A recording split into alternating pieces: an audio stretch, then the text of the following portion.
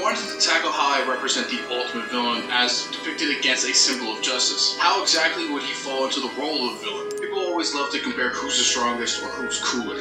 Dio, the arch enemy of the Joestar family. Given that I was bringing back a character who had been at the bottom of the sea for a century, naturally he would have had to change during that time he was down there, his malice ever growing. I wanted to make Dio feel like the final boss. To add a little bit of context to this, Iggy and Abdul had been killed by Vanilla Ice, leaving Palmer being tired and not that useful for now. Kakyoin has been sent to the afterlife by Dio's stand the world in one shot, and Joseph is slowly dying after taking a knife to the neck from Dio himself, leaving Jotaro basically by himself to face off against the vampiric monster Dio, which contrasts with Dio's view on the fight.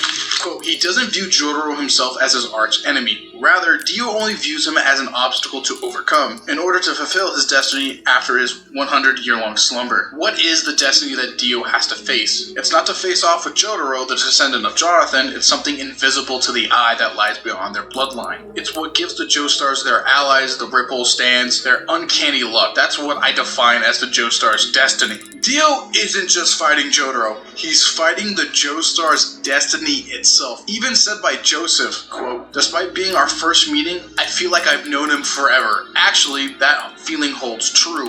After all, I have known him since before I was even born. The same goes for Jotaro. Anyone with a Joestar blood in their veins knows that one day they'll meet him. Not as a friend, but as an enemy they must defeat. This fight isn't just Jotaro versus Dio, or the man with no name fighting the ultimate villain. This is the man with no name's bloodline destiny itself fighting their generational apex villain in a final duel to decide their fates once and for all.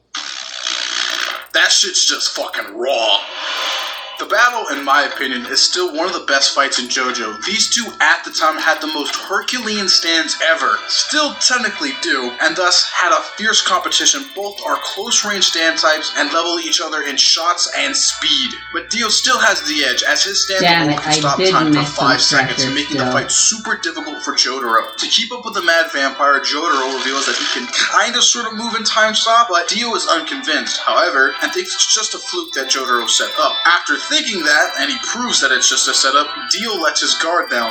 Then all of a sudden, Star Platinum appears out of nowhere and busts a hole straight through Dio's chest. Dio could only think to himself this, are they the same type of stand? Which marks the start of Dio's mental breakdown for the rest of the fight. This series of events could be a callback to A Fistful of Dollars' Aim at the Heart scene, where the man with no name keeps on getting up after being shot by Ramon again and again and again, breaking him and making him wonder how this nobody is doing this to him. Similar to Jotaro, he was kind of pulling a trick on Ramon, as he did have a layer of armor on, kind of being like Kevlar or something, but it's just a sheet of metal. By the way, it's raw as fuck and probably one of my favorite scenes in all of film, by the way. I love it. I love Fistful of Dollars. Can you tell I'm a cowboy fan? While Jotaro was making Dio doubt himself, he was still in the losing side for the most part, until Polnareff distracts Dio, allowing Jotaro to land a direct blow to the head, making the vampire extremely disoriented. The Joestar bloodline has him on the run. But Dio fucking giga-brains the man and drinks the blood of Joseph Joestar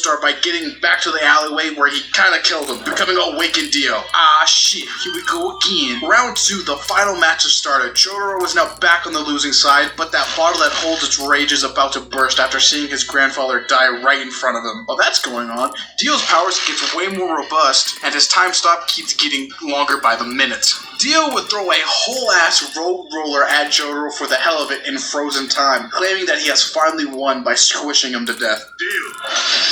Plot twist, Jotaro now, after experiencing frozen time for so long and reaching a breaking point with his emotions, a rage boost has occurred, breaking his ceiling and slamming Dio, leading to their final duel as he unlocks Time Stop. I would like to add here, it's not bullshit that Jotaro can stop time. Both stands are based off of tarot cards, the star and the world. Araki knows that both cards have similarities and interprets that by giving them the same powers. They're not one for one, but they are close enough. So it's primarily seen in the interpretation the card can provide you where they're most similar. And this is totally off script, but there also might be some like Stan family shenanigans. The whole fact that Dio has Jonathan's body might actually lead into some reasons why Jotaro has it now, since Stan families are weird and that whole idea. Totally unscripted, and I thought I'd mention it, but Regardless, moving on. So that leaves both of them to duel on the bridge for one last stand clash, where Jotaro makes it out to be an old western duel between each other. Quote, as soon as you heal, Star Platinum will split your head open all over the street. So heal. If this was an old western duel, this is where they'd say draw.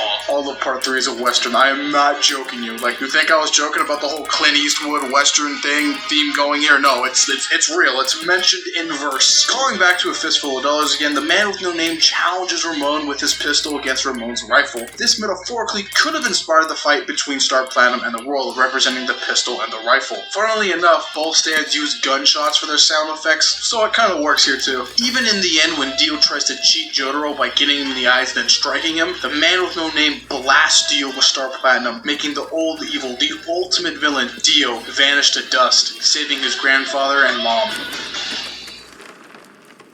While not the type to make friends of his free will, being the loner that he is, the Stardust Crusaders will always be in a soft spot next to his mother and grandfather. Jotaro throughout all of Stardust Crusaders was and is a cowboy in a Japanese school uniform, going out of his way to be the lone, unrecognized hero for his family and the world. Kicking ass and serving justice where it couldn't be served. Some people don't recognize that. Jotaro wasn't the sole focus of the story some of the time. People's reading comprehension skills are just lacking. I hope now you see more of Jotaro's extraordinary character in Stardust Crusaders, but this won't be Jotaro's last appearance. He evolves into something more subversive. How do you write a main character after his debut part who doesn't really get that much screen time after it? Well, in most cases, you just put them in a mentor role for the younger cast to look up to. In this case, that would be Josuke Okuyasu Koichi looking up to the veteran Jotaro Kujo and his ultimate stand, Star Platinum World. Jotaro serves a small but pretty crucial role in Diamond is Unbreakable, but for Part 6 Stone Ocean, he would not only affect the plot in a major way, but also would play a pretty crucial role in Jolyne's growth. His battle with Dio and the memories for the Heaven Plan he would get from his diary are obviously super important. No dirt, dipstick, and it's totally not retconned in. And despite not him being physically present for the most part in Part 6, he propels a pretty crucial character moment for his daughter Jolyne towards the start of Stone Ocean. So that's what you get for the most part after Part 3 at its most basic level interpretation without looking for anything more after Part 3. Now let me tell you, the man with no name and the justice on his path leads to loneliness and very little happiness after the fact. It is an extreme contrast to what we think heroes do at the end of their stories. They usually get happy endings, right? Not in this case. I'm going to break down Jotaro's story after Part 3 in chronological order and explain its meaning as I go, since the story doesn't do that for you and you actually have to look deeper into it, because Araki doesn't just feed it to you, as there is a deeper meaning that you have to find on your own. Sometime after Part 3, Jotaro and Polnareff will go on a quest to find out more about the stand arrows in Egypt and find stand arrows. While we don't know what happened on that trip or what info they gathered about the stand arrows, Polnareff would obtain the beetle arrows seen in Part 5 and venture out to Italy to stop the drug trade, except he would get destroyed by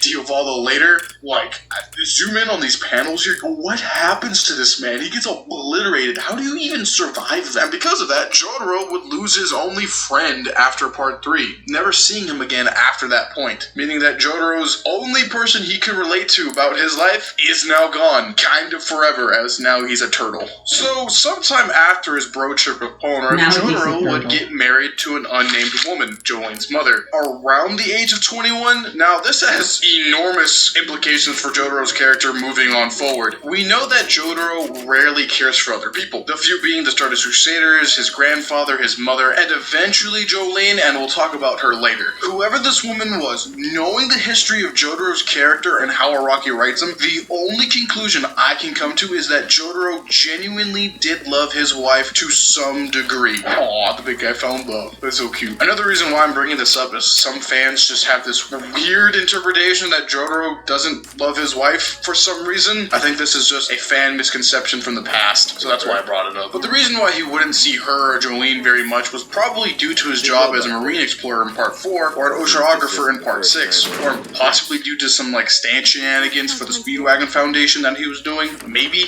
While feeding your family is noble, lying isn't. From what can be hypothesized, Jotaro has yet to tell his family about the world of stands. A significant factor of this neglect/absence was probably due to him learning in Diamond is Unbreakable that dangerous stand users attract dangerous stand users. From parts 3 to 6, there's an overwhelming majority of stand users who are just fucking psychopaths with a kill-on-sight mindset. Being placed at the top of the world of stands, Jotaro and Star Platinum will always constantly be challenged, seen in part 4 and in part 6. That possibly leads Jotaro into this mindset of not trying to involve his family in this dangerous life of stands. While noble, it's still kind of messed up and does lead to some trauma with Jolyne and some pretty high resentment towards him, which does make a bit of sense. How would you feel if you were sick, or in jail, or need help from a father because you screwed up, but get no reply because he's too far away? I can't blame the guy for this, maybe the job, but not him. But for the demise of enemy stand users, it does make some sense. For example, Yoshikage Kira, a serial killer with a body count of 48 plus, wink wink nudge nudge, should not be allowed to reign free over Morio and do whatever he wants. Which is when Jotaro, the irregular justice, comes in, kind of mirroring his part 3 speech with Kakyoin, as he needs to serve justice as a regular system of justice wouldn't be able to bring in Kira. Even though he does win against those evil forces, it costs him the love of his daughter and his wife, both of whom care about him very much. The life he leads now is that of sadness, of an empty road only being walked by him, never to tell anybody how he actually truly feels. That, my friends, sounds like a very miserable life. After parts 4 and 5, we can assume now that Jotaro lives a separate life from his family as he has divorced his wife. Of his own accord, by the way. He does keep them away from his dangerous life, and this is a relatively neutral ending. Until his daughter is set up to be incarcerated by Father Pucci, best friend to Dio and Jotaro's longtime enemy over 22 years ago. Using his Giga Brain knowledge, Pucci of course knows that the Joestar clan is super protective, especially Jotaro to Jolyne. Jotaro can already tell this is fishy, and for once in his life he actually takes the initiative and gives her the piece of his stand arrow to unlock her latent potential for her safety, shortly arriving physically to help her and protect her, something he's never done before. A stand battle with Manhattan Transfer and Whitesnake, the stand of Pucci, would commence. Jotaro's initial goal here was just to free Jolyne, but would ultimately fail due to Whitesnake's potent ability to take away stands and the user's memory, falling into Pucci's trap. In Jotaro's fading consciousness, he says to Jolyne, "I always cared about you." What makes this so great is seeing how Jolyne reacts to this. For all of her life, Jotaro, in her mind, was some deadbeat who only likes fish, but now reveals to her the world of stands and what he had experienced over the last 23 years, at least metaphorically.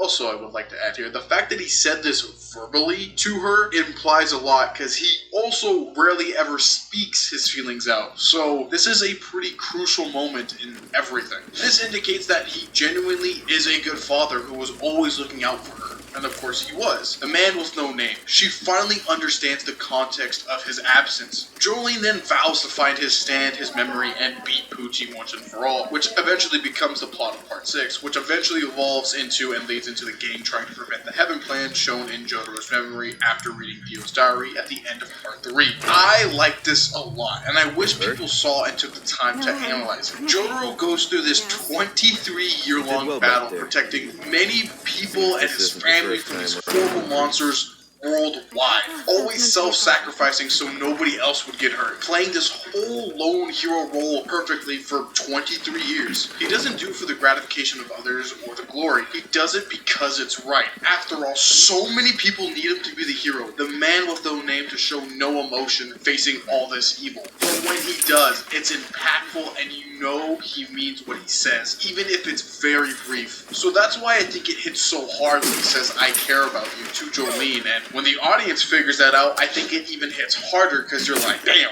he's going through it. Araki writes Jotaro in a very nuanced way by showing his highs and lows in his life, his triumphs against evil forces and his failures when it comes to his family. That way, he proves how he's just not some wet hand towel of an MC. It pulls on the heartstrings just a little bit, thinking about how a man like him can just bear all this weight and never show that weakness, as he's the rock in so many people's lives, even if he's not physically there. Flash forward to the ending of part 6, Jolyne retrieves Jotaro's stand and memory discs from Pucci, but Pucci still achieves heaven and gains one of the strongest stands in JoJo's, namely Heaven. The final battle ever, at least in this universe, has now officially started. Unsurprisingly here, Jotaro Star Platinum carries Jolyne and crew heavily in this fight, as time stop is pretty essential to their survival. Still, due to Pucci's knowledge of Jotaro, he leads him into an ultimatum at the end of the battle. Defeat me and save the universe, or let your daughter die. You would think Jotaro would move 2 steps closer to defeat Pucci once and for all, genuinely defeating Dio. But from everything I've been building up throughout this entire video,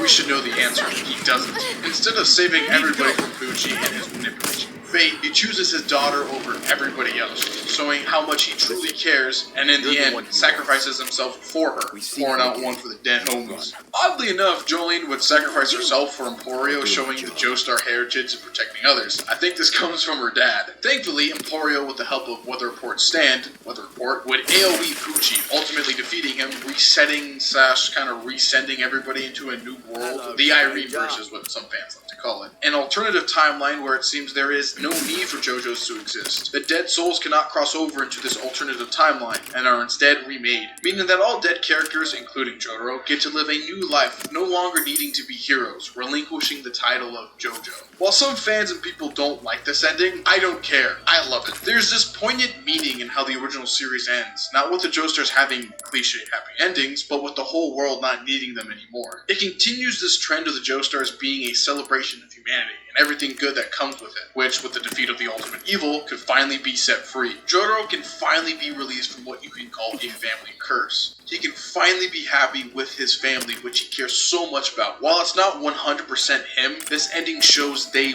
won. They have so much better lives because of it. I think Jotaro would genuinely love this world more than his own, as now he can be with his wife and child he loves so much. It's bittersweet, but it's way greater than sour. Jotaro faces a lot of things, from vampire overlords to struggling to be a father, and to a different extent, struggling to be human. His man with no name persona represents a version of heroism that many people fantasize about, yet still is relatable to a degree. We all go on a journey in life thinking we're all alone heroes. In some cases, it really does feel like that. We often don't talk to anybody and bottle up our emotions, only allowing certain people to see us. The true us. Still, Stone Ocean shows us that reaching out to people closest to us and telling them how we truly feel can save the world. No, as I would actually like to take that back.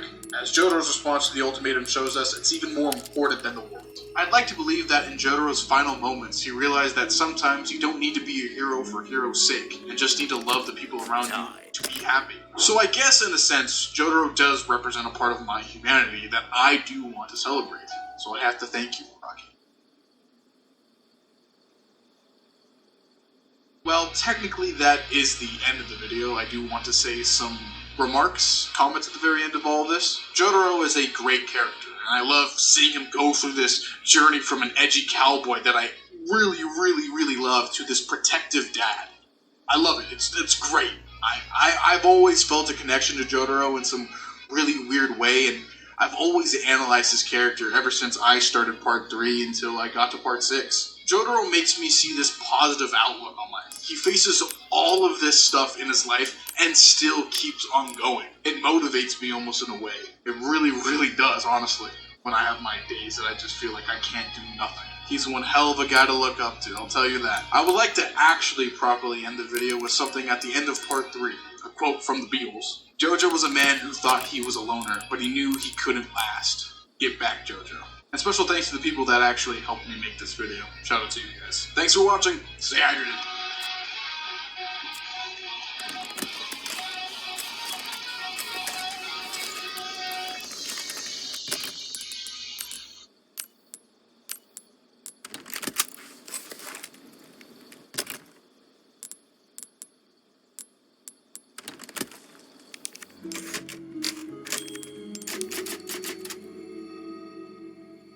Hey guys, welcome back to another Super Smash Bros. Ultimate Tier List video, and for this episode, I wanted to cover all of the unique mechanics in Smash. So last episode, we talked about all of the comeback mechanics of Smash, and someone suggested in the video or in the comments for me to do a version for unique mechanics, any innate properties within the character.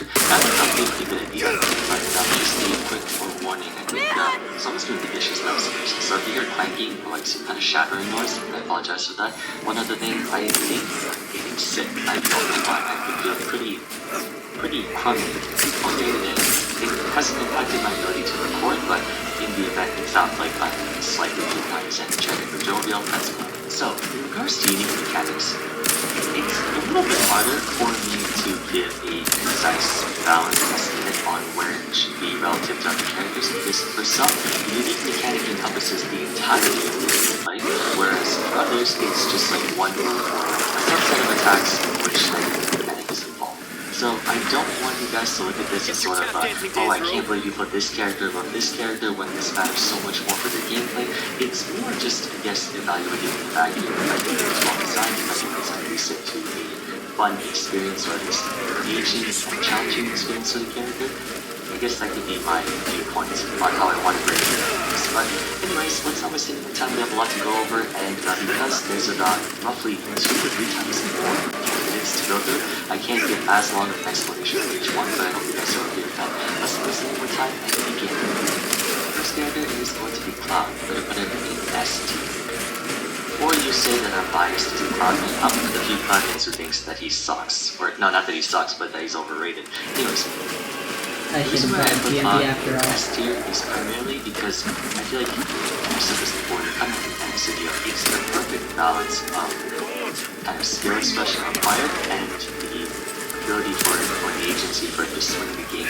So what I like about Limit is that you're forced to make choice. Do you want to keep speed boost and physics boost for Cloud's as neutral, or do you want to use it on a one-time move that can potentially acquire a meaningful immediate result? The thing about Cloud's Limit is that not only can you charge it manually, which gives him an incentive to actually switch from an offensive to defensive playstyle, but he gets it whenever dealing damage, taking damage, and then, like I said before, with the speed boost, you can decide which one is more important to you, if you want the physics or if you want the hard-hitting move.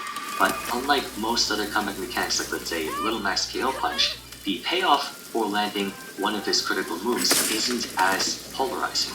Technically, yes, you can interpret Finishing Touch as a slightly weaker version of KO Punch, but it gives Cloud the freedom to decide which one is the best for him, or he can just decide not to use it at all.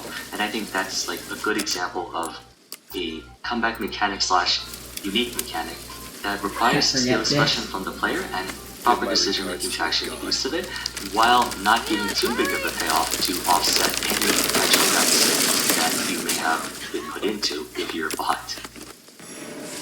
Another character is going to be, let's go over, Time to catch their attention. yes, we can Let's keep go moving. through all the characters in S tier first. Leon? Next one's going to be I'm not Olimar. gonna turn into one of them. This might be a hot take. I I won't don't know how much Sam would agree with me on this, but conceptually, I really like the Pikmin. I feel like it's cool that each one specializes in something different. Red does fire damage and is sort of your normal Pikmin. Then you got White, which if it latches onto someone, does the most damage over time out of all the Pikmin. A lot of it actually. However, the trade-off is that it does the worst amount of damage in terms of actually like whacking someone with it. Purple Pikmin is the opposite, it can't attach onto anything, but it does a ton of damage. Then you have the blue Pikmin, which is really good for throws, yellow Pikmin, which applies hit lag and more hit stun. It's really cool, the interactions with Olimar and his Pikmin, and how, depending on which one you have to kind of adjust your gameplay accordingly. Some may say, oh, ultimately you just want a bunch of purple Pikmin, which may or may not be true, but I just like how well coordinated Olimar has to be in order to get the best bang for your buck with whatever Pikmin you're using. And that also plays a pretty significant role in terms of like his opponent. Like how much does his opponent know about Olimar's ability or Olimar's capabilities? I'll his make threat sure I level, miss nothing what in you the should watch out castle for, the most, for depending sure, on which though. Pikmin's in order. It's a pretty cool interaction, I think. And I feel like despite how many people find them annoying, his unique mechanic is one of the better designed ones out there. And moving on with that, I actually want to say Rosalina is the same thing. I guess experientially or in practice, Luma might be a little too difficult to consistently make use of, given how easy it is to just hit Luma and to incapacitate them. At the same time, it adds so much depth to the character. Rosalina's attacks on their own are not really that spectacular, right? If you look at her moves for down air, up tilt, forward air, like forward smash, they're pretty generic brawler type moves. But when you add Luma into the mix, she creates that Puppet Master kind of experience where you have to figure out like, oh, okay, I have to worry about Rosalina's pressure, and then I also have to remember where Luma's gonna be, and the fact that she can operate Luma from a far distance. Like, Puppet Master characters can be pretty annoying in fighting games, but at the same time, they're definitely one of the more curious archetypes, and I think even though not many people play Rosalina, when I watch, especially Dabuz, because he's the only Rosa player I know, when I watch him, it's really cool seeing how his opponent gives a lot of respect to Luma, and less respect to Rosa, in all honesty. Sometimes Dabuz plays the entire stock with just Luma. It's a very interesting way to exert pressure in a disjointed / non-disjointed way. I like it. Next one in S tier is going to be Shulk. So, Haze is a move. The Monado Arts is a move, not really a unique mechanic that encompasses all of this gameplay. However, because of how influential the Monado Arts are, I feel like it deserves to be in this list. Some may say that the Monado Arts are extremely polarizing and they give Shulk a lot of different ways to quote-unquote cheat, named the Shield Art, in terms of escaping hit stun. But mechanically, and I guess similarly to Cloud, it forces you to make a choice of which one you want to use, and then the subsequent drawback that comes with it, right? Like if you're in Smash Art, not only can you kill harder, but your opponent can kill harder too. Same with Buster. If you misuse it, then you'll take a lot of damage. Jump, speed, what have you. Well, speed and jump don't really have that many repercussions that you can afford. Part of what makes Shulk such a difficult character to master, and I think it's one of the most intriguing what if this is on another character kind of moves. Everyone always says best neutral to use either Steve Block or Monado Arts, and it's for good reason. Okay, moving on, let's go to A tier. We have Banjo. Banjo's Wondering. You guys still around? Well, I wanted to go home. Wondering Ashley just had to see this castle first. System. You can spot of them. Perfect, because I have a present I want to give you. It's a Amazing, very we'll have good to thing suppress that the you can progress of always your spot program. The move is Where do we pretty go? absurd.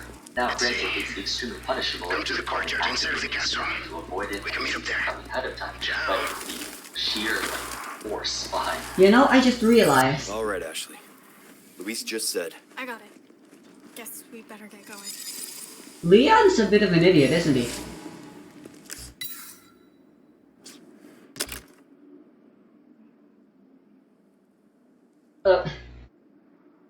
He does eventually realize that he's dealing with bioweapons and stuff here. Isn't he? And he has communications. He has Hunnigan. Why does he never consider asking for like backup and stuff? Like, is he literally the only person in the world, which he definitely isn't the only person in the world capable of dealing with threats like these?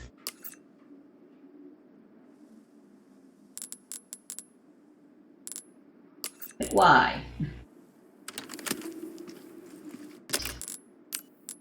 Ah, right, shortcuts.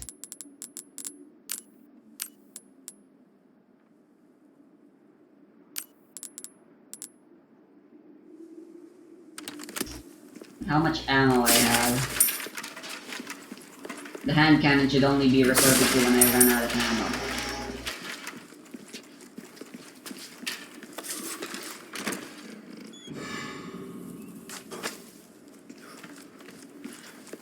Wondering is crazy. It has some pretty cheesy two-frame potential because it's so big and you can hit people Cloud or Welcome. I would say even Got I can some buy rare resources for him. things on Yeah. sale, It's a cool stranger. ability to have. Better to be over. The only thing that prevents it from being S tier Ah. is the fact Come that back anytime. Anna?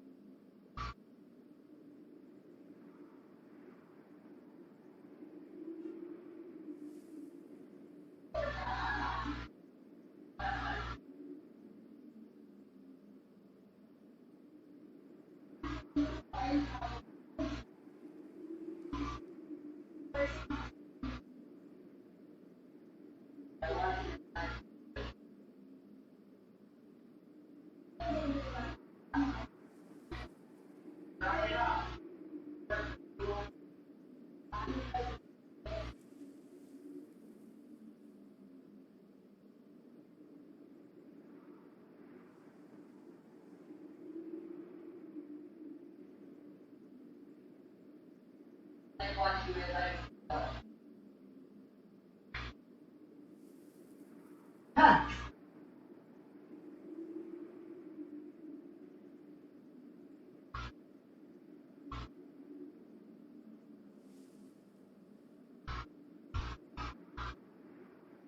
It's kind of most banjos use it just to recover back to stage.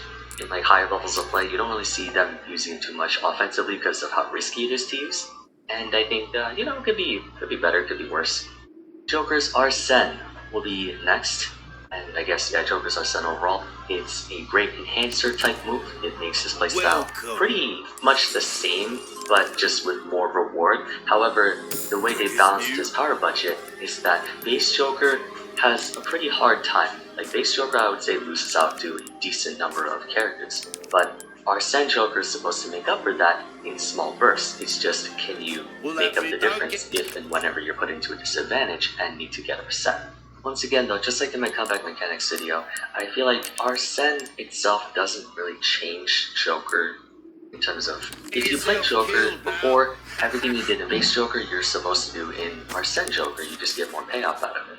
I guess it's more like a fluctuating power spike, which is okay, but at the same time, I don't really think that Arsene causes as big of a dynamic difference compared to Shulk, Shulk's Monado Arts, or Cloud's Limit, so that's not putting down in A tier. It's cool to watch though, like you can also really sick combos with Joker's Arsene. Could it have been designed a little bit better? Maybe.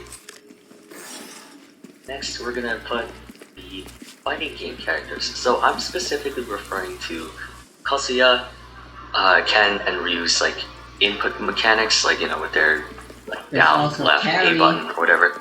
So with Kazuya, I know he has Rage, which is its own unique mechanic. I still will put Kazuya's Rage in A tier, kind of like how I did for the comeback mechanics, but I'm mostly referring to the button inputs. They're cool. They're part of what lends credence to the difficulty of the fighting game characters, and partly why I feel like it's somewhat acceptable, or rather tolerable, for their input moves to be so ridiculously strong. Like Ken's Shoryuken can kill you at like freaking 80, or you having a really busted Hadouken that does like 200 damage in 5 hits. It's kind of annoying to be on the receiving end of it. At the same time, having to use those mechanics or those different inputs is what makes the character so rewarding, because if you just press the B button, you don't get much out of it. Same with Kazuya. He's obnoxious, of course, the 0 to death, touch of death combos, but the fact that Electric Wing Dot Fist is a pretty difficult input to consistently get. For, you see the pro players like Riddles or T or even like Aquila, they can get Electric almost every single time. But they've had to practice that so much, and all of a sudden the input moves and stuff, I think it's cool that they get a whole bunch of moves, and how you have to put specific inputs to get them. Makes them more mechanically tricky. Actually, I should put Terry here as well. So these four, just their special moves, it's pretty cool. Next one's going to be Marth and his Tipper.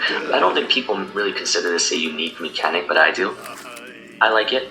I think that, especially for Marth and Roy, I'm putting both of them in A tier, for different reasons though. Marth's Tippers have amazing payoff, at the expense of his hilt attacks being terrible, but it ties into how different Marth is as a character relative to Lucina. You really can't play Marth and Lucina in the same way. You have to approach it very differently. Roy and Crumb, you can sort of put them in the same exact way, but with Marth, the Tipper mechanic, especially in Ultimate, maybe not so much in other games, the Tipper mechanic makes the dynamic of fighting Marth really interesting, where you want to get as close to him as humanly possible while he wants to keep you away.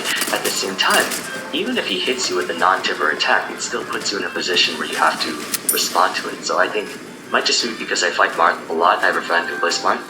I don't know, I find, even though people trash on Marth all the time in terms of oh, he's a bad character, I think that the way he is now is one of the best forms of Marth I've seen in a long time, because Ultimate's a very fast-paced game, not like Melee fast, but it's much faster than Smash 4 and Brawl.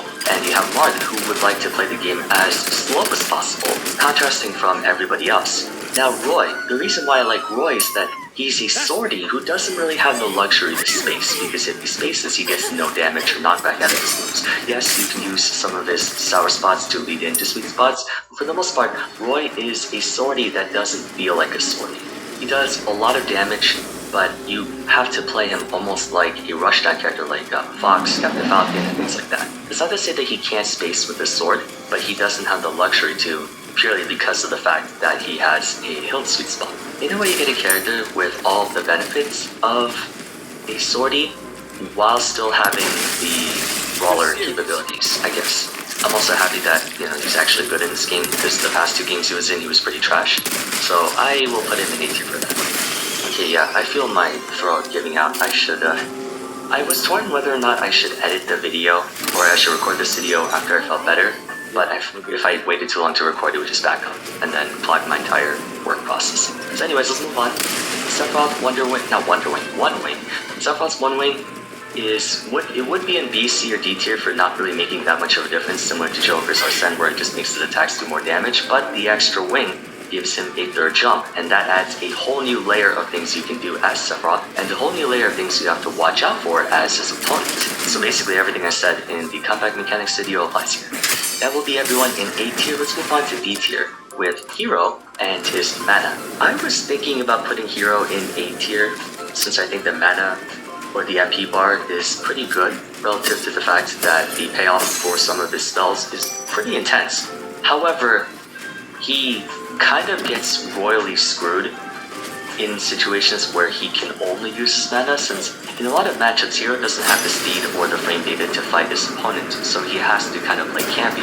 But in a game where no one else, barring Hero and Robin, have an ammo system and can use their quote-unquote ridiculously broken moves without any repercussion or worry about resource management, it feels kind of jarring to play on Hero, because he is too reliant on mana, but he kind of has to attack his opponent to gain mana. It's not like Robin, where you just wait a small period of time to get your stuff back. Hero has to fight eventually, and what usually would happen for Hero is that he burns up all of his resources to use spells, buff up, or whatever, then he tries to fight a bit and repeats the cycle over again. I would have put it in A tier if it was a bit more lenient, but I understand why it's not, because some of the spells kill you at like 40. Case in point, Inkling will be next, their ink mechanic. Conceptually, the ink mechanic is fantastic. I think it makes you, or forces you to use specific moves to rack up ink first, and then makes your combos hurt that much more. Problem with Inkling is that they do piss all without ink.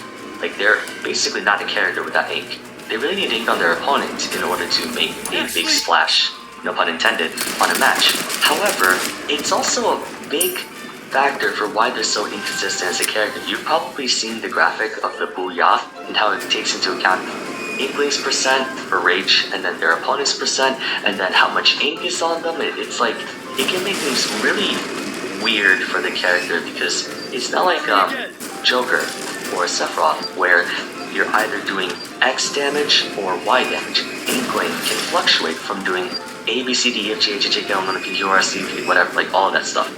It has such a fluctuating and constantly fluctuating power range because of ink that it actually does more harm than good, in my opinion, for Inkling as a character. Same with Lucario, which I'll get into later.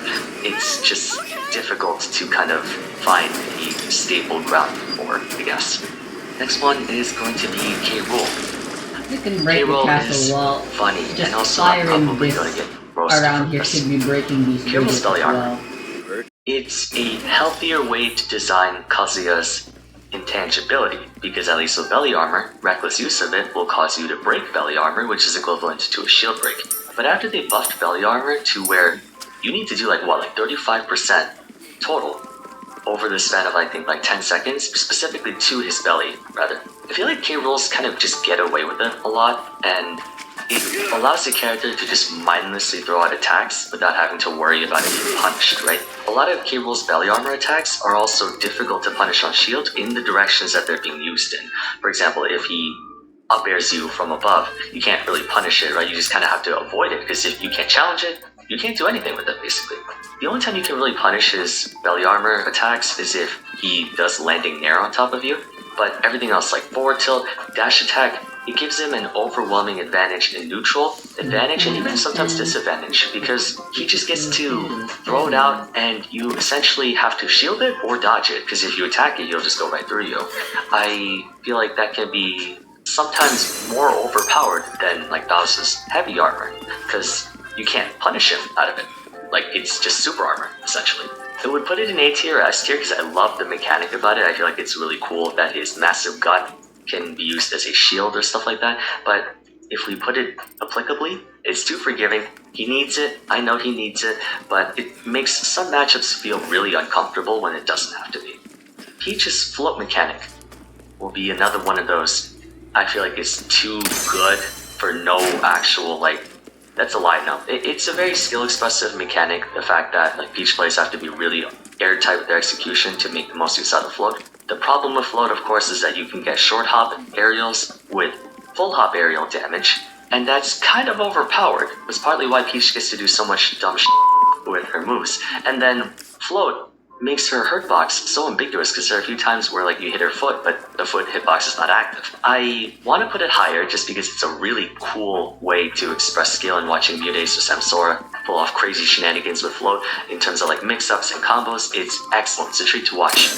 But I feel like once you make use of it, it allows them to cheat in ways that doesn't have any drawbacks, right? Like Shulk, he gets to cheat with Shield Dart, but he can't always use Shield Dart every time, and he also loses out on damage when he switches to Shield Dart. But Peach gets a lot of payoff from float, and no real drawbacks that you almost always want to be in float because Peach's arrows are so good. Steve, block mechanic, and ammo system will do both. The ammo system is why I'm putting it in B tier, is I like the fact that things like minecart or anvil can't be used if you don't have iron. But if you have iron, then they're very powerful. That I actually think is fine. Like, yes, anvil can kill you at like 70 if you DI incorrectly, which is frustrating, or powered minecart can be really, really annoying to have to deal with because it's a command grab, it's a projectile, it's a burst movement option, and all that stuff. But the fact that if he has no materials, you continuously keep him out of materials, then the threat of those are gone. So I put that in S tier if that was just it. But then you have the fact that he can place blocks in a platform fighting game where there's limited range of space and places you can stand on, but he doesn't follow that rule. He ignores it by just making his own platforms. That should be D tier. Pretty trashy design, and it lets him cheat in so many ways that I want to put it actually in C tier, but I think the limited ammo system for some of his attacks is perfectly fine. Moving into C tier, we have Ice Climbers. Nana is what makes Ice Climbers such a fun, funky, and weird character to watch, but she's also the source of all of their problems. Really stupid AI sometimes. If you lose Nana, you're basically dead, because Sopo, I know people like to meme on Sopo for being the real buffed character, but you know, it's just, Ice Climbers is only a cheesy character. No, not saying that Big D is not a good player, he's a fantastic player, but I meant like, you know, I think even Big D acknowledges that Ice Climbers can be really cheesy, really degen at times. So I can't really find anything redeeming about it, but at the same time, it's not the worst mechanic out there. Little Max KO Punch, I will say this, similar to Claude, where it's a one-use big boom move that can be used to change the dynamic of the match, but because of how massive the payoff is, it polarizes the match too much in a way that it makes fighting Little Mac unpleasant. And even some cases playing Little Mac is unpleasant. If you want to know more about that, you can go check out my combat mechanics video where I talk about Little Mac in more detail. Lucario, same thing. Basically, he is so overly dependent on a constantly fluctuating mechanic or a constantly fluctuating power scale that it ends up hurting him more than helping him. Yes, when he's at 160, he can go for like a YOLO force smash or force palm and kill you at 20, but until he's at that point, it can be really difficult to make use of his aura, and Armadillo verbally expressed how he wishes it would be more consistent, because not only does aura fluctuate when you're at low percent or high percent, but it fluctuates whether you're ahead or behind too, and that can be difficult to formulate a game plan around when the X factor is always changing. Next one is going to be Robin in C tier. The unique mechanic, being their ammo system, is nothing but a detriment to them, and it should not exist. I understand why it's there, right? Because you have Fire Emblem tomes and stuff like that. Fire Emblem weapons have durability. When the durability runs out, it breaks, which is cool, but no other Fire Emblem character has a limited ammo system. Now you could say that's because they use unique weapons, like Kron uses Falchion, Marthos uses Falchion, Roy uses Binding Blade, but the thing about Roy's Binding Blade is it's actually got a durability in Fire Emblem 6. So in that case, Roy's Blade should break as well. Like, not every Fire Emblem character has a weapon with infinite durability. But for some reason, Robin is the only person who has to pay this tax. And it's not even that Banjo's Wonder Wing, where it's so absurdly powerful that it has to be limited, or like Steve with Minecart and Anvil. Like, Robin's specials are not that super duper crazy. They're good. They're just not like, I don't understand why they're the only character who has an ammo system when no other Fire Emblem character does. So it's not that it's Robin's unique mechanic is poorly designed in the sense that it's not fair, as opposed to, like, you know, fighting K. Rool is not fair. No, it's poorly designed because it hurts their viability for no justifiable reason. And before you say, oh, it gives you an item to throw, okay, cool, I would rather have a move I can spam forever than one that forces me to have no move in that slot, and then I just get a throwable item. By that logic, Diddy Kong and Rob, you know, they can get an item anytime they want. Alright, that's gonna be C tier, which means the remaining characters are gonna be D tier. Bayo and Mythra, Foresight, and Bat Within. I'm sorry. Bat Within is not as egregious, Foresight is terrible, but I feel like the fact that they essentially have frame 1 air dodges is kind of stupid. Especially because they are put in an advantageous position after they dodge the attack, when they shouldn't be. It's really, really annoying, especially because they can also use it in neutral, right? Like, Mythra can roll out of a Foresight or do something, and then while they're slowed, they can go for an attack. I don't like it. This is my personal preference, I don't like it. It may not be the most offensive mechanic compared to, like, let's say KO Punch or Nana, but personally I find that it just gives them a privilege that is so...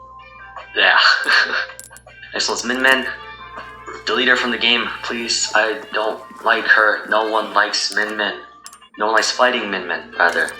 I don't care what people say, oh, this character beats Min Min. No character should be allowed to hit you all the way across the screen with attacks that are non-projectile, non-counterable. Because of how far it is, and because they are disjointed, like sword attacks essentially, you can't even counter Min Min's arms, or you can't even reflect Min Min's arms. She just gets to hit you from all the way across the screen at no cost or no risk to her own life. This character just should not belong in the game. I'm sorry. Last one will be Pichu. The self-damaging mechanic it has a purpose, or rather it has an origin to it.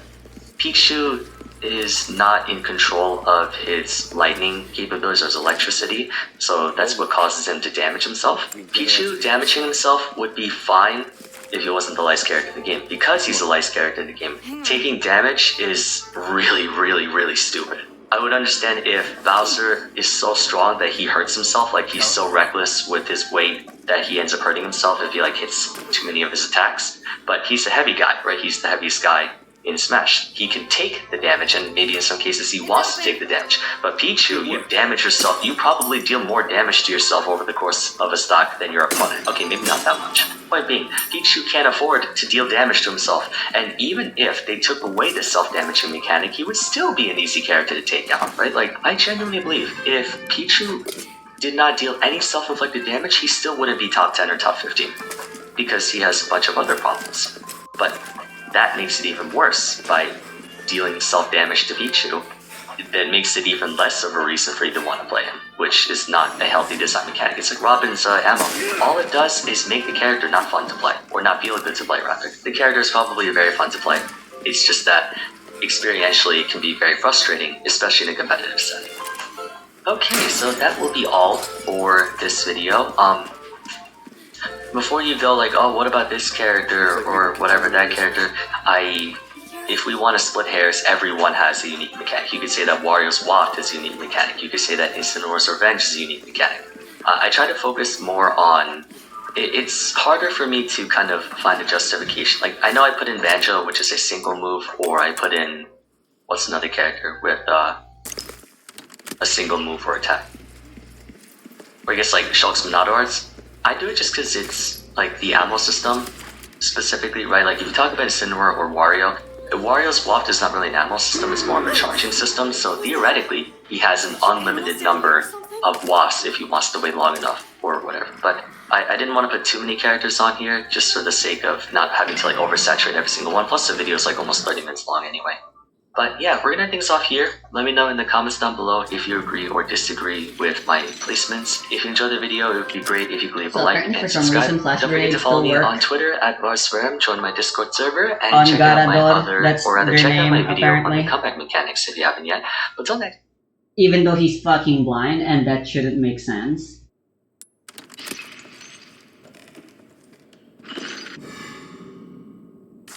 Hey, on my freaking plane. I'm not gonna use any, but I'm just gonna blast them.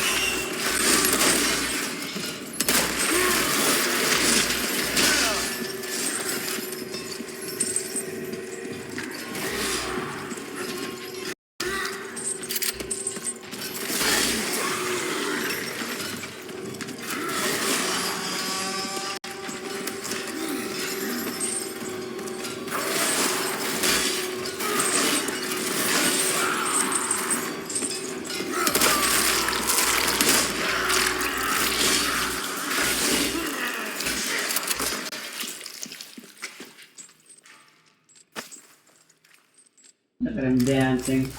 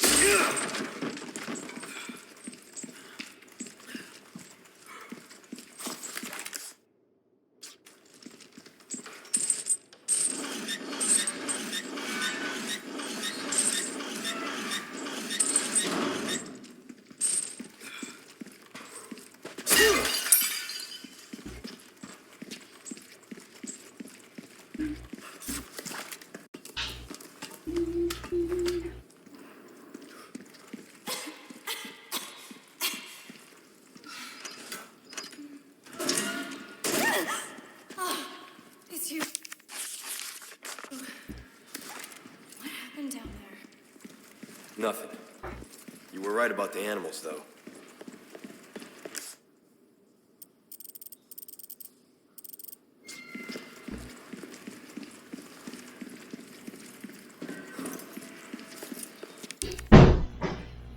there we go.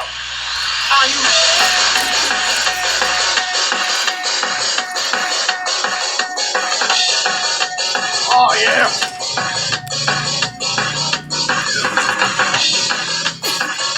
What up, Pepsi? Welcome in. You okay?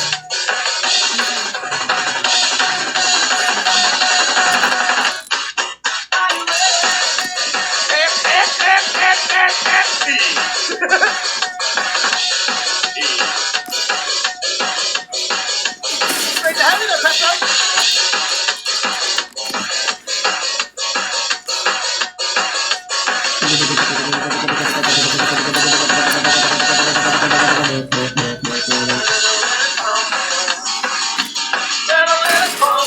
Sing it, Jack! You all made this happen! Atomic. Overdrive. Blockbuster. Brain power. Don't really the cocaine. Don't you try it. Don't you try it.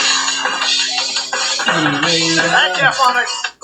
kill me, see. I hope you're happy, Danish. There's no place to control. Brain power. Let the biscuit go.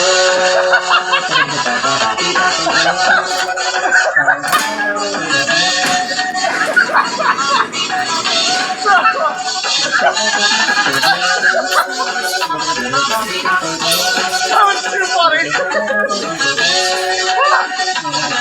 Oh!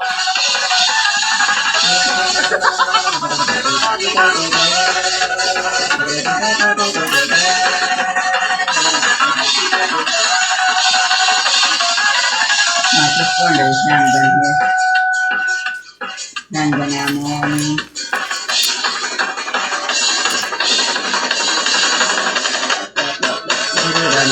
Okay! Put that on it! Adrenaline is pumping. Generator. Adrenaline! Automatic adrenaline!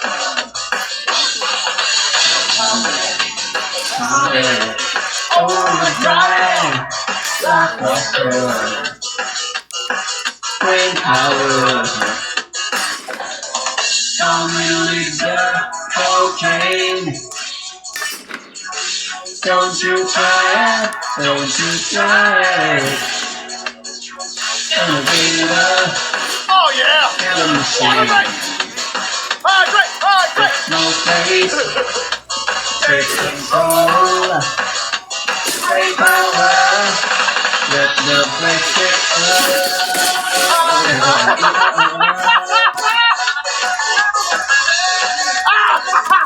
Yeah!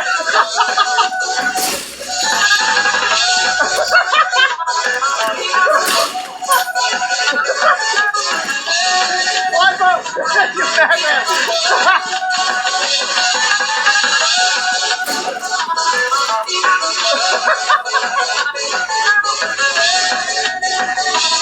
Right down!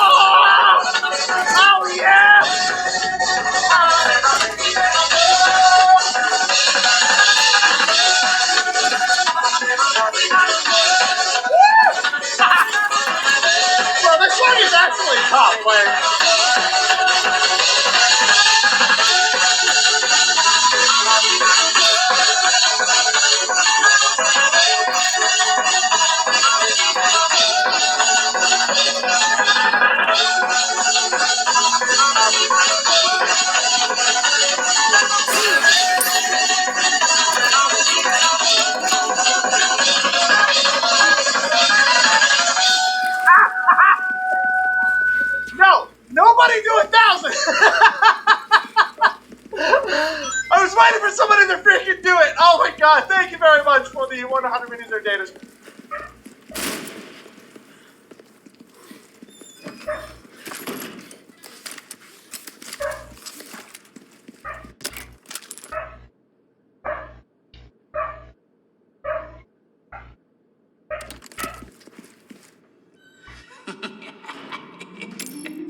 Are you ready to hand over the girl?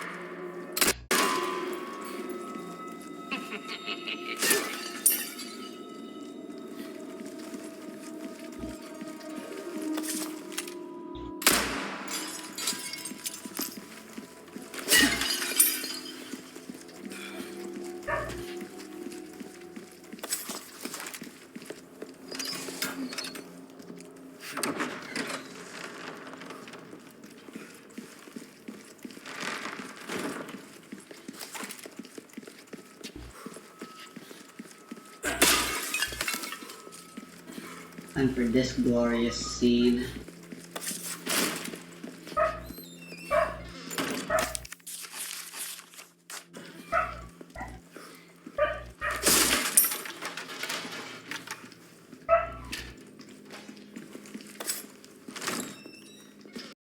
It's locked.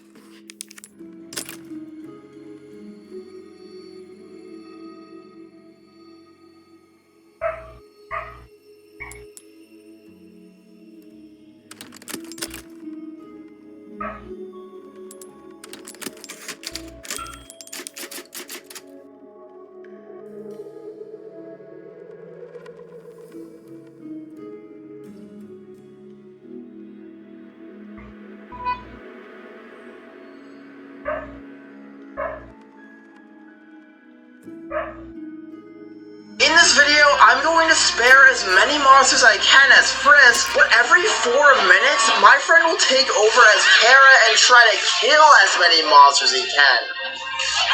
Oh, no, wait, please let it be done. That has to be on the last dialogue. We'll compete to see which way of dealing with monsters is really more effective, kindness or violence. Well, let's find out. Right. Well, we got hit there. Why doesn't that one count? Why would that one count for you? I bet you're gonna count the frog it that Toriel chases away. Well, this counts. Yeah. This counts. Look at our eyes. Feast our eyes on the screen about what's about to happen right now. Who is that? Yeah. That's not Okay. you. Yeah. That's not you. But not you. however, That's you will not see you won. You won though. Specifically, Yeah, you won. It's not the Okay, tutorial so now one. we're drawing the line at the you won text. Yeah. For sure. Gosh dang it, Frogget. Why couldn't it have been a Winston? Another thing about you pacifists, complainers. What do you mean complainers? When I'm friends with the entire underground and you're like back there like killing like 1 or 2 monsters total, then look, I'll just say that it'll be rough. I don't know if I want to get as far. Okay, that was a genuine mistake. I don't even know. I feel like I've gone pretty far for the time limit. 5 points already? Like, come on. Because we are apparently counting 2. No! Finally! Oh my god. Damn, bro. 2! I'll take it. No, not 2. It's no Winsome, use but these. unlike someone else I know, I'm thankful for the meals bestowed upon me. Okay, if you didn't kill that, I would have pointed and laughed at you. I'm kind of setting them free in a way. Angel of the Underground may have heard of me. Bro thinks he's I am the that angel guy. of the underground. Text, whatever. Damn, Luke's is tough. He's so tanky. This Yeah, is going to take Luke's is more actually hit. nasty. Yeah, Wait, I Luke's- actually did not know he had it like that. Would you be friends with Luke? Like, I want to kill him. Why'd you fall in this hole specifically? It's not to no fight reason. a third vegetarian, is it?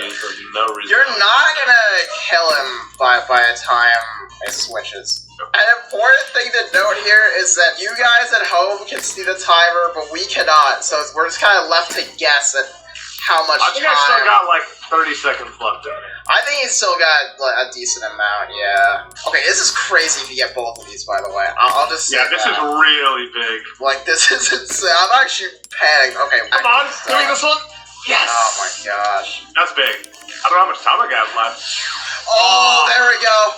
There we I go. wouldn't have been able to kill him. We actually love that. I'm pretty sure we're both tied at 6-6 though. Big turn for me. Big turn. That was actually huge. I actually gotta really rush for Toriel right now because this is the big turning It is point. the big points. Dinner. Give me dinner. Mystic Slime when he's very hungry. You're not getting a toy knife. We're never not letting you get that. Whoa, that room has something really cool. I heard there are like 10 points in that room. So now we're at Toriel, and while things are pretty even right now, the thing I didn't tell you guys is that bosses are worth 5 points instead of just 1. So this fight will decide who has the lead. Good luck to you, stranger. Oh, that was actually. Yeah, I'm gonna say that I'm just the greatest gamer ever for that. Toriel's attacks, I don't know why, they're actually kind of hard to They're dodge. pretty hard. Sometimes. Yeah, right?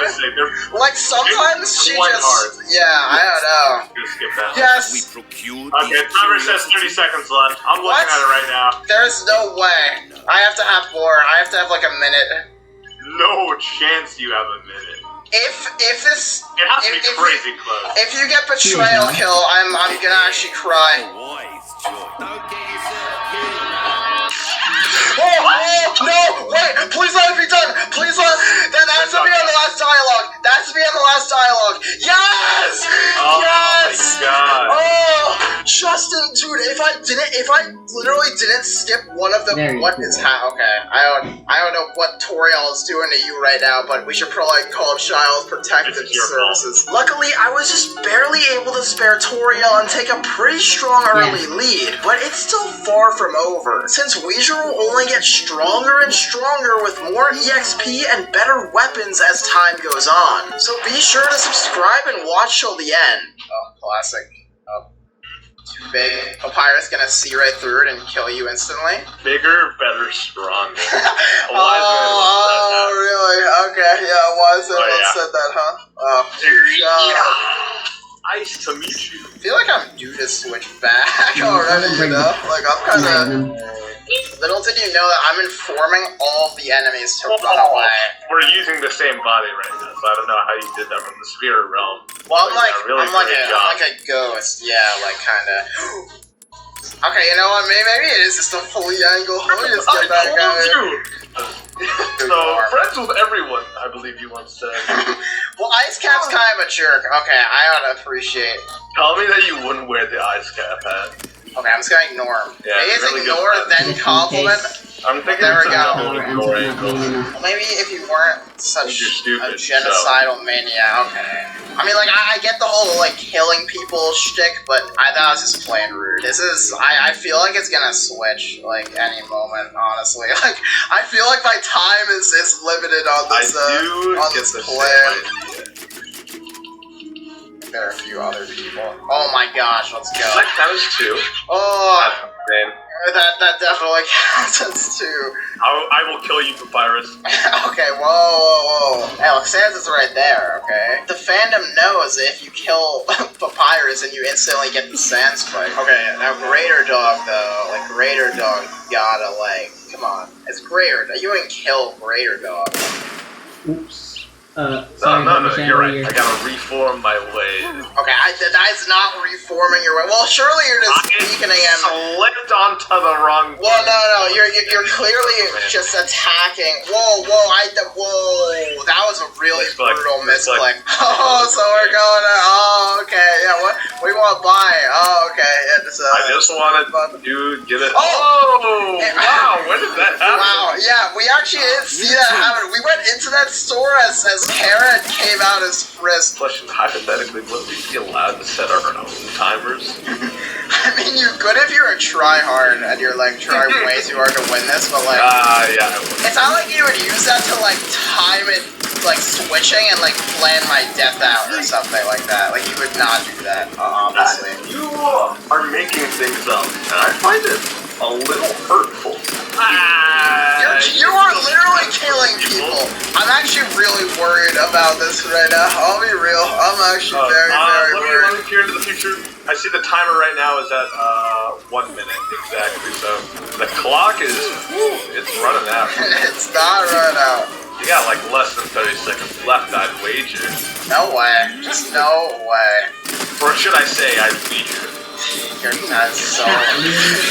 No, man, no! Oh, and you heal! Oh, so who's the one that... Okay, yeah, you would have died. I'm gonna say it, you would have died with the pressure. I don't know if I can beat this guy. Uh-oh, There's only one option. Timer is about to run out. It's about to meet me again. Uh-oh. This is cool. Oh, my God. Why is the Pirates fight so freaking long, man? Whoa! Bit of an Easter egg there. Yeah, bit of a... Unfortunately, Weezer was able to kill Papyrus, getting himself back in the game. And I was honestly starting to get a little bit worried entering Waterfall, but it'll be fine, right? Oh, there we go. Again with the... If you can kill Monster Kid, I'll give you 1,000 points. No way. If we were on the genocide route... Yeah, obviously. Come on, please. Yeah, that's one more on the scoreboard. I wasn't sure if I was going to get that one more in. I will say what is big for you is that you're level 7, which is kind of crazy. Like, it's kind of a crazy level. Actually, I've only killed one boss monster. Oh, here we go. We love this. That was a smooth transition. Whoa. A secret boss is to the left worth 10 points? No, actually, it's the ballet shoes that would help you kill things. Also, that is crazy. It'd be cool if, like, while we were walking, like, on this water, if the reflection was the other person. Like, if it was Kara in the reflection. Oh, that would be sick. Get a nice scenic view where you don't do anything. Yeah, I really hate this. Now, what's the point of the station that eventually you'll get too many letters and not enough greens like this? I'm gonna waste an insane amount of time. I think it's doomed for me. I don't... Oh, there we go. There's me. The appearance from you. That was awesome. I'm fighting for control back. Oh. I think it's funny how back at Papyrus, you actually bought the Cinnamon Bunny and actually did use the Cinnamon Bunny. It was kind of awesome, right? It probably was like a determining factor there.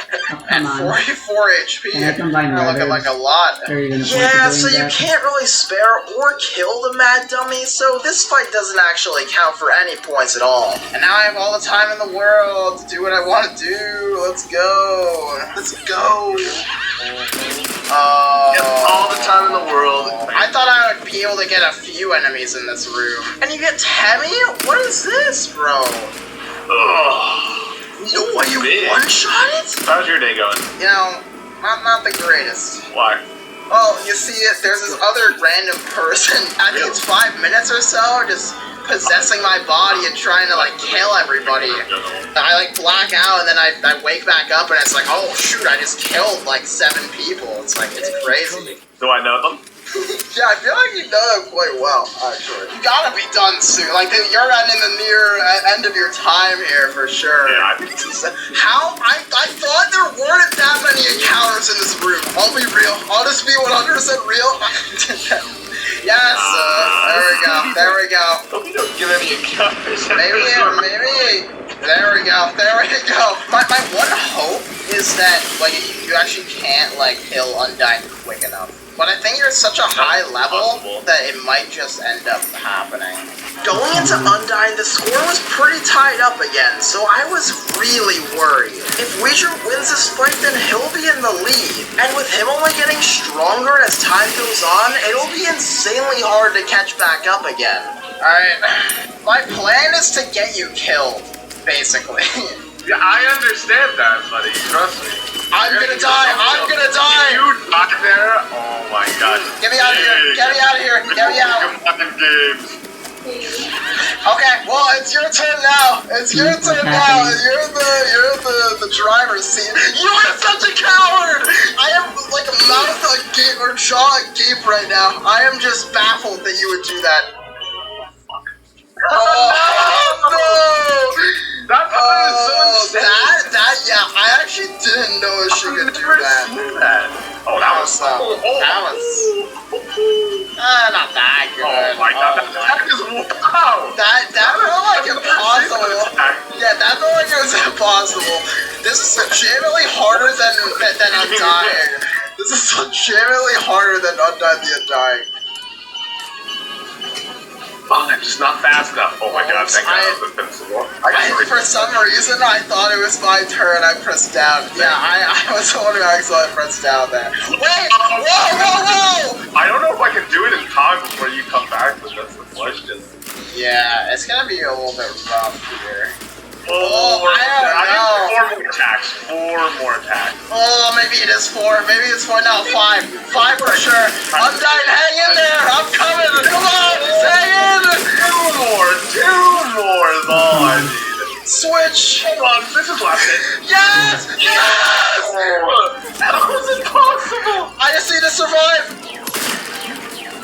Wait, is it only red now? Because if so, it's fucking over. I think it might only be red. I think it might only be red. Oh my gosh. Oh my gosh.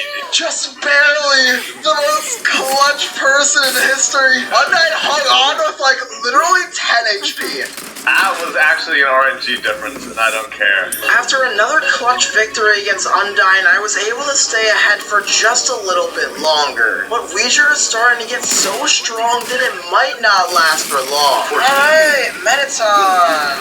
Boo! We love Mettaton! We love Mettaton! Yay! So, what's the point? Ooh, hopefully this Vulcan didn't kill me. Wouldn't that be embarrassing? That would be very embarrassing. You want to know why this is really big for me? It gets burnt I pan. can. Yeah. That's the main thing that I'm really worried about is that you're getting the pan here. Ah, gosh dang it.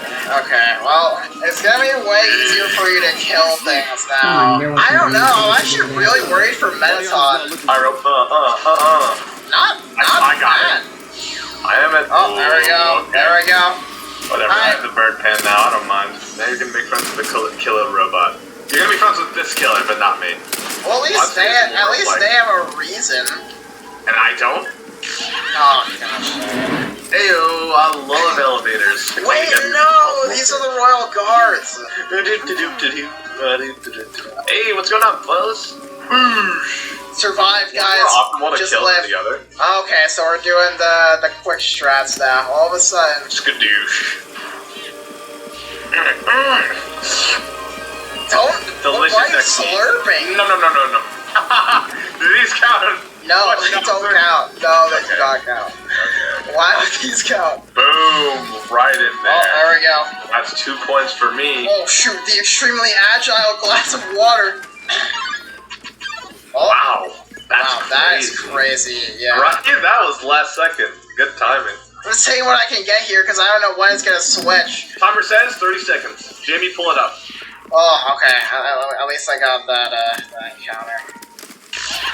Oh, thank you. Right across. No, don't get muffin. I hope this is Don't not get muffin. If you die to muffin, I'm taking away 10 points. I'm just kidding. If either of us die to muffin, I'm taking away 10. Because there's no way. Okay, she is more durable than I thought she would be. Whoa, purple empty soul. You're a little bit off. You're a little bit not on the lines there. It's kind of like you're like hanging off the top of them. I think it might switch to me before you're fully done with things here, which I'm really hoping for. That does seem to happen a lot, huh? Yeah, I don't think I'm gonna be able to do this. I'm gonna be real. I'm just gonna say it out loud. Yeah. Whoa! Dude, if I was actually better at that, then I'd be nailing him, but I actually am. How is this still your turn? Like, I feel like it should have been my turn by now. Uh-oh, it's bad. He's risking it all! Come on! How is... Gotta go down for dinner. Or lunch.